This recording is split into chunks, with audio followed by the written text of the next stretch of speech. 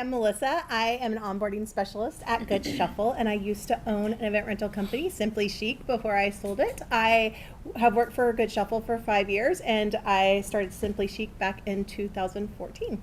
Hi, I'm Cameron. I own a render Event Decor and Scout Floral in the Dallas-Fort Worth area. I'm actually 7 minutes down the road from here. But I started as a wedding planner actually 17 years ago. A few years into that, I hated what I was doing. But I loved the production side of it, and I loved how things came together. So I started my rental company 14 years ago and brought on the floral 10 years ago, and now we're rocking and rolling. I'm Liz. Y'all already met me. I'm obviously with Party Dallas Rentals, managing partner and director. I started at Todd Events 10 years ago, and when I'd been there for a couple of years, he approached me with this idea to take the rentals and move it over to its own company called Party, and asked if I wanted to help launch it, and I said absolutely, and 6 years later, here we are. Right on. One of the things I'd like to dive into is mentioned the growth that Party Dallas and then Vertical 360 has been experiencing. When did you start to see the early ebbs or the early signs of the growth that you're experiencing right now? With the Vertical 360 breakout, it was towards the middle of, honestly, just almost about a year ago, towards the end of summer, when we were, drape has always been something we've offered from the very beginning, and we've always done a really great job of it, and then it just became its own just wonderful beast where it took so much time and energy and I did recognize, sorry to get too deep into it, but it was a choke point for our sales team where it was took so much more time to turn around a drape quote than it did a rental quote. And that was actually one of the big reasons why I wanted to break it out, because I wanted to always go back to what's our client experience like, and how do we go back to a better service where they don't feel like they're waiting for too much information. Instead, split the two so that the information split could make it a little bit more seamless for them. Gotcha. Yeah. Cool. And it's great to hear that you were able to identify or zone in on constraint point or that choke point. Yeah. I know folks here at Goodshuffle read the High Output Management. It's a very good book, and it talks about identifying the number one constraint in your business. So my question for you, Cam, is if you could identify what is the number one constraint that render is experiencing right now? I think sometimes it's the people in the positions that they are in. And for example, I identified this a week ago at Engage that I'm the bottleneck to my company. Hi, I'm Cameron. I'm the bottleneck to my company. Because some things I know, because I've started the company and I built the company. I get the inventory and I work with our clients and I build the relationships and I do all these things, and sometimes it gets to be a lot that I know.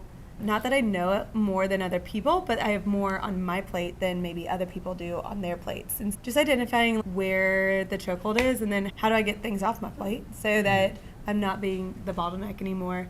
And that comes down to systems, processes, the softwares even that you have. 7 years ago, before we had Goodshuffle Pro, there was software things that were the chokehold. And so we had to identify, how do we get out of that chokehold? Goodshuffle Pro showed up, and now that's our system. And so I think it just depends on what is it for you, and then how do you get out of those things. If it's people, if it's processes, if it's systems, if it's SOPs, or maybe it's outdated SOPs, things that worked for a while and then you grew and then now they don't work anymore. How can you adjust those things to fit with the experience, the time where you want to go? Not even just what you're doing now, but like in a year from now, where do you want your company to be? And what processes or systems do we need to adjust now to outfit that? How about for yourself, Melissa, when you were running Simply Chic, was there a number one constraint that you're experiencing? Space. Space? I could never get enough space. And so that was so hard to scale with. It was so hard to manage inventory with. We always needed more space. Gotcha. One of the companies I visited for another tour was like, hey, we're moving into a new space. And they told me they were moving to the current capacity that they are at. And I was like, oh no! You've always got to move to where you're going to be a few years down the line. So now they're taking a look at other rental options or what other leases that they can set up.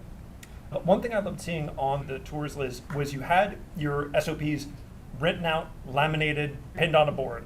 How did those come to be? Like actually printing the visuals out, how did that come to be, or just those specific Norming SOPs? on what is your guiding light? What's worth explaining? I think recognizing that creating spaces for people to know what their expectations are is critical, and knowing that not everybody communicates or receives information the same way, and recognizing that sometimes something as simple as a visual guide can save a lot of time and heartache and challenges. And I think that's 9 times out of 10 just the conversation we're having is, am I speaking the right language, and is it being received well? And if I, just like you said, in that you're writing an email in your own language, sometimes it's not always just because the information's there doesn't mean it's being received. I love the visual that you have of this is an appropriate color, and this is appropriate like shade of jean or shoes to wear. That is always such like a useful thing that I've seen at more and more spaces I've been visiting. Of course, people want to know they're doing the right job or doing the right thing, and if we don't tell them that, then it's going to cause us frustration on both sides. Gotcha. And a quick show of hands, how many folks have standard operating procedures like SOPs that they have cemented or crystallized for their operations? All right, very cool. That's all right. Hey, it's a project for the ride home. Some people are happy in their heads, and that's okay. One of the things that I and Goodshuffle are big on is documentation. Because one of the other books that we read is the No Rules, Netflix method of management, and it talks about leading with context, not control. And having those written SOPs or those guidelines to, if something goes wrong, or if I show up with a shirt that is not to standard and then I get in trouble for it, I'd be like, oh, it was written down, it was documented clearly. Regarding managing space, Cam, you're going through a renovation or moving to a new space entirely? Yeah, we'll be moving in about a month. Very cool, gotcha. Where are you moving? What's the square footage you're moving from? What's square footage you're moving to? So we're in 12,300 square feet right now. We are moving to 26,600 square feet very soon. Very excited. Also, send us all your business to pay for it. But expensive. But we are moving. I was saying earlier that I gave up my showroom because I didn't have square footage. It was a big showroom. It was beautiful. I loved it. We custom built shelves for it. And about 3 months into it, we were like, okay, we have 6 months left here. And I can either take over my showroom, or I have to go get more storage somewhere else and either sign a smaller lease, pay out the wazoo for that, get storage units, but I don't want to go to storage units. And so what do? Okay, I guess I'll give up my showroom.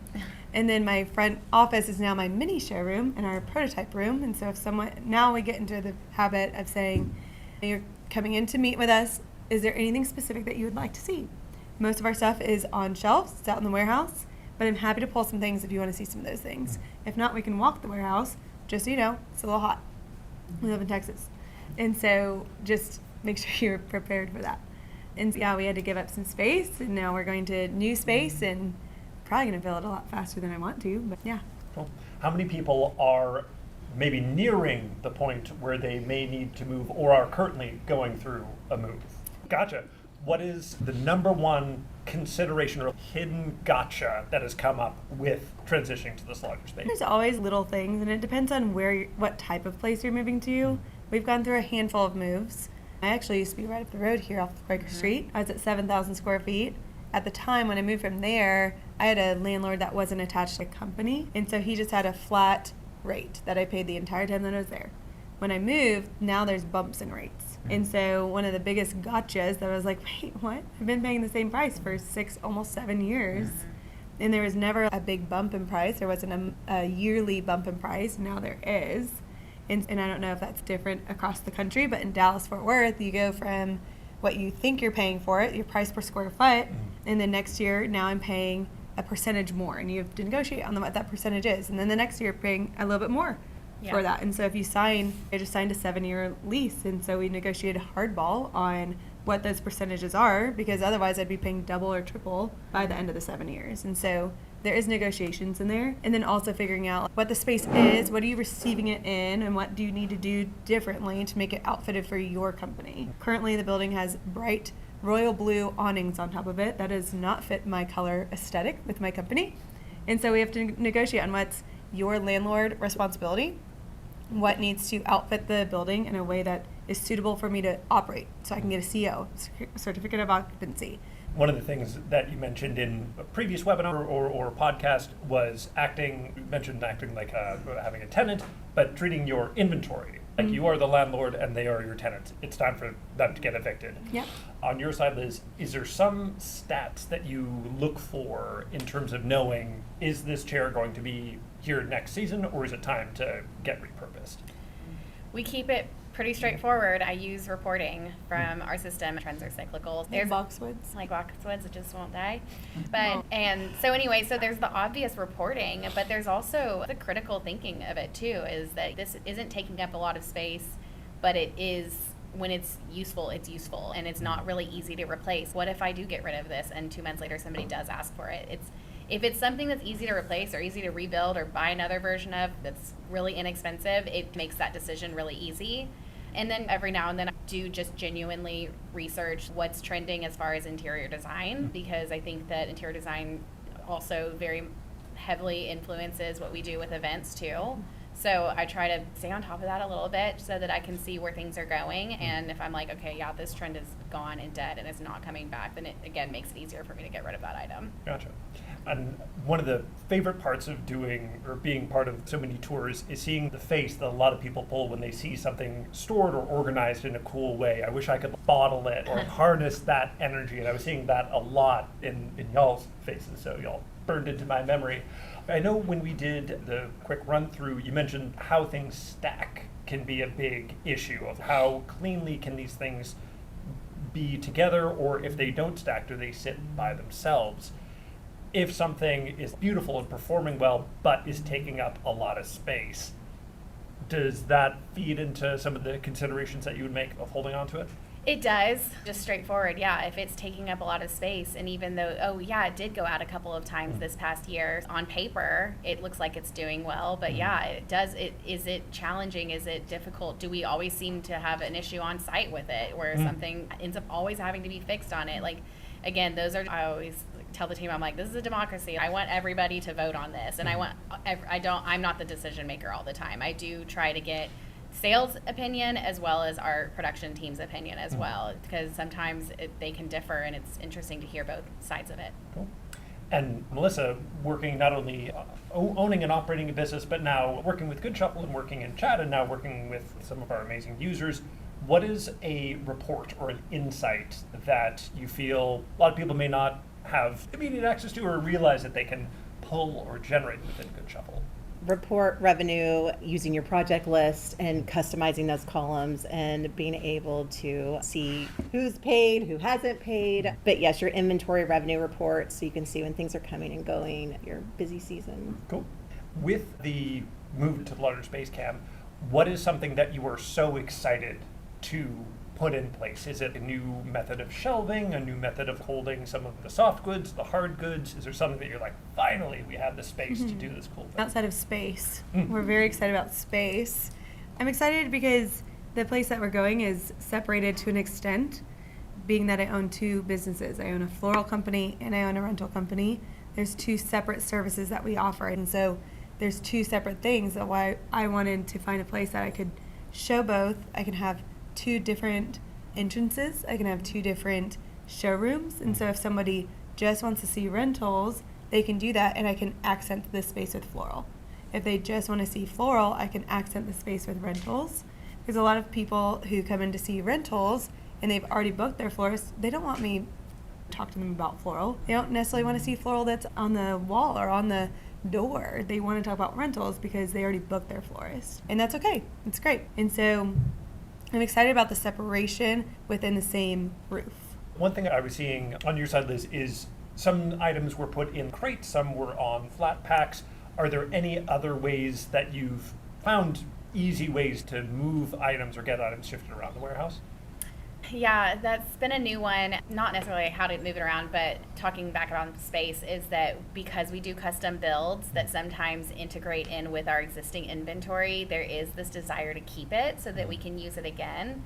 And that's been a discussion that we've had with our team now, is that, okay, if we're going to build this to go with this banquette or to go with this bar, can we build it in a way where it collapses, where it's foldable pieces of wood hinges, and then just the topper is what stabilizes it, right? We do a lot of moving blankets, and shrink wrap is the primary source of our wraps. It is a big goal for us in 2027 is that we will be creating not like multi-use covers, where right now we have canvas around but we're looking into a more like vinyl type material that we want to have custom made for all of our sofas, chairs, everything, so that it can just come off, come back for strike, and we don't have to waste the time or the materials on those one-time use items. So it's a big one for us. For the changes that you've made, or some of the restructuring that you've done with the space, what is a small change that you've made that has made a big impact? I think Okay. we're in the middle of it. We're not there yet. Next big change for us is, I'd already mentioned it on the tour, is clearing out that aisle for inventory repair so that we're not having to put it back on the shelf. And so that also plays into the fact that right now, because we are blessed with 2 loading bays, I do want to lean into that. Gotcha.